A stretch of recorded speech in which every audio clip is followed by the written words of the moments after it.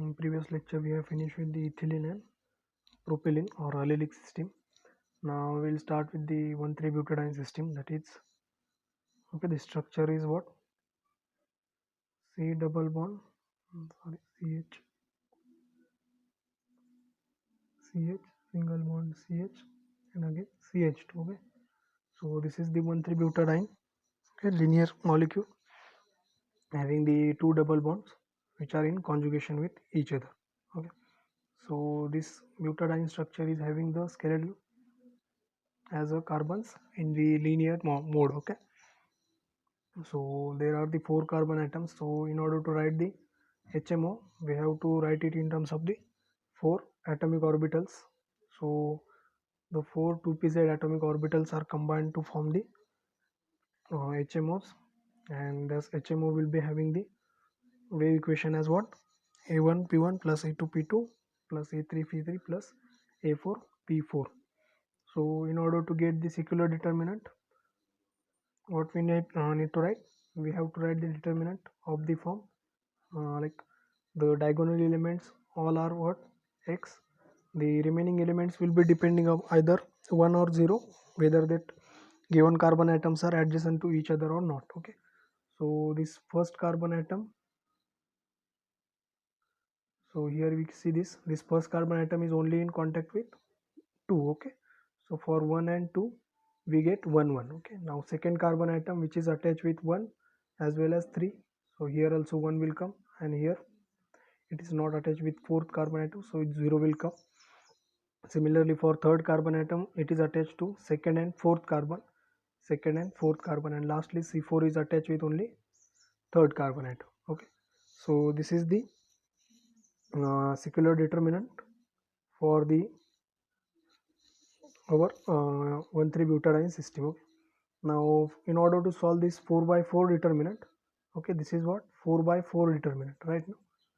So in order to solve this 4 by 4 determinant, first of all we have to convert this 4 by 4 determinant into 3 by 3 determinant. So how will you convert that 3 by 3 determinant? So if we considering this first term x, then we have to ignore these two, first row and first column. Okay, so what will be the equation? That x into the remaining determinant, that is x1 0, then 1 x1 0 1 x. Okay, this is the first term. Now second term, it should be minus sign. Okay, minus,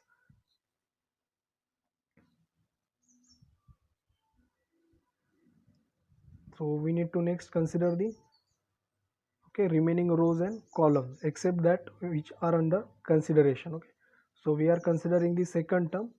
So what we need to do, we need to neglect this first row and second column, so what will be the terms? So it will be like determinant of 1 0 0, then 1 x1, and lastly 0 1 x. So that is the second determinant. Last two terms will comes out to be 0 because this is the two terms are 0. So we have to solve in such manner. So upon expansion of this above determinant, we get the fourth order polynomial. So fourth order polynomial is having the nature of like x raised to 4 minus 3x square plus 1, which is equals to 0. So since the power of this equation is 4, so there are 4 roots for the given equation, but there is no simple method to solve this fourth order equation. So in order to solve this, we will use the substitution method. That is, suppose we put that y is equals to x square, so equation will change to what? Y square minus 3y plus 1 is equals to 0. So in order to solve such equations, we have to consider the polynomial solution method. So how will you obtain that polynomial solution? Plus or minus under root of b square minus 4ac upon 2a. Okay, so this is the formula for obtaining the solution of such type of second order equations. So for such equation, we simply put the minus of b plus or minus, so there we will get the two roots. Okay, so for this equation we will be get two roots, and based upon that two roots, okay, there are again 4 roots will be obtained if we substitute x is equals to square root of y. Okay, since we have assumed that y is equals to what, x square. So for x we need to take the square root, but it will be again having the extra two values. So in total we are going to get the four roots. One of the roots is plus or minus 1.618 and another one is the plus or minus 0.618. Okay, so these are the four values for the x. So based upon that values, the various energies for the bonding and the anti-bonding molecular orbitals will be having the values of alpha plus 1.618 beta, which is the first energy E1, this is the second energy, this is the third, and this is the last one, which is the fourth energy levels. Okay, so this is the bonding, this is also bonding energy levels, these two are bonding energy levels, and these remaining two are the anti-bonding energy levels. Okay, so if we represent that into in the ground state energy level distribution, we'll get what, E1 as alpha plus 1.618 beta, there it will contains 2 electrons. Then this E2 is alpha plus 0.618 beta, it will again contain the 2 electrons. Likewise these anti-bonding orbitals are there, but these are the vacant orbitals. Okay, so the total pi energy of system, how will you obtain that? We just need to multiply by the number of electron into that energy of a given orbital. So in total we will get the 4 alpha plus 4.48 beta. Okay, now this is the pi bond energy. Okay, so in order to get the total pi energy, we need to subtract the 4 alpha, means how many times the carbon orbitals, carbon atom orbitals are involved, p orbitals, that we need to subtract. So in total pi bond energy is what, 4.48 beta. Now next is the delocalization energy. So delocalization energy is again, or simply we can obtain this by 4.48 beta minus 4 beta. Why this 4 beta will come? Because it contains the 4 pi electrons. Okay, 4 pi electrons.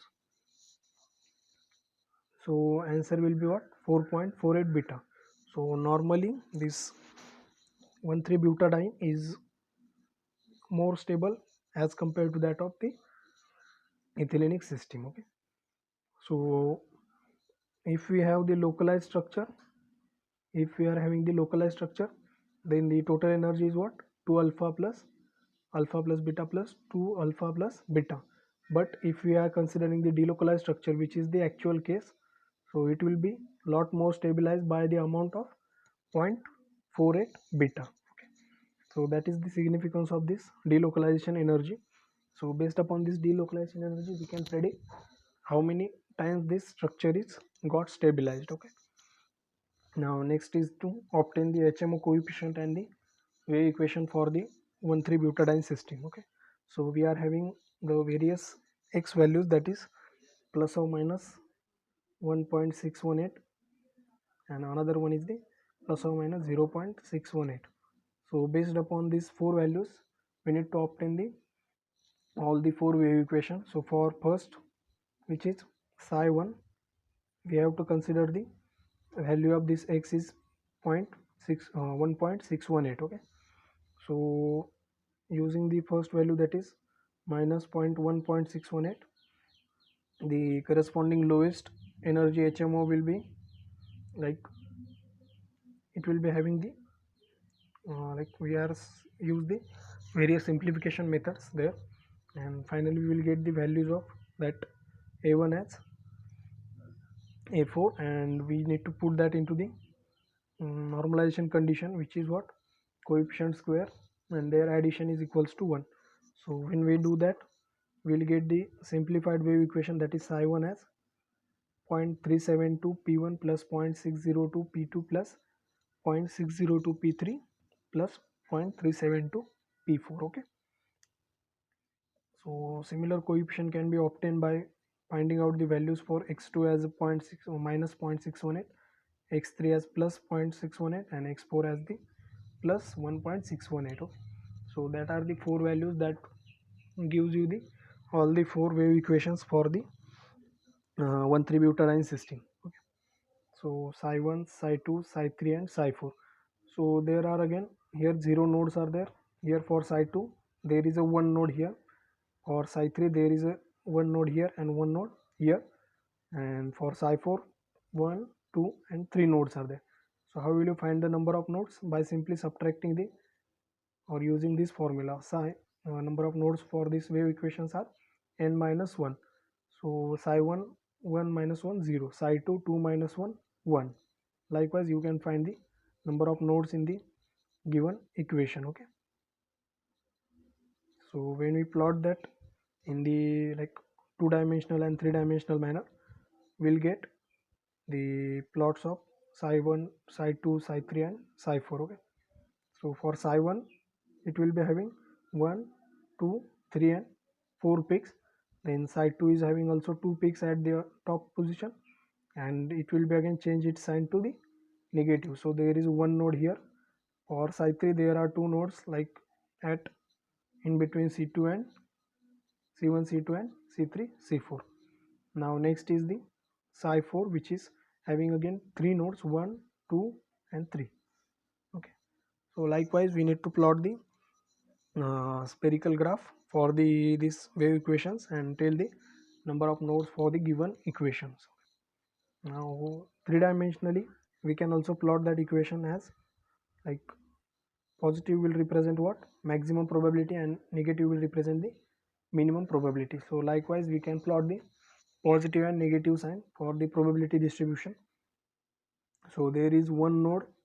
Okay, so this is what, it is a Girard orbital, this is un-Girard, this is again Girard, this is psi 3, sorry.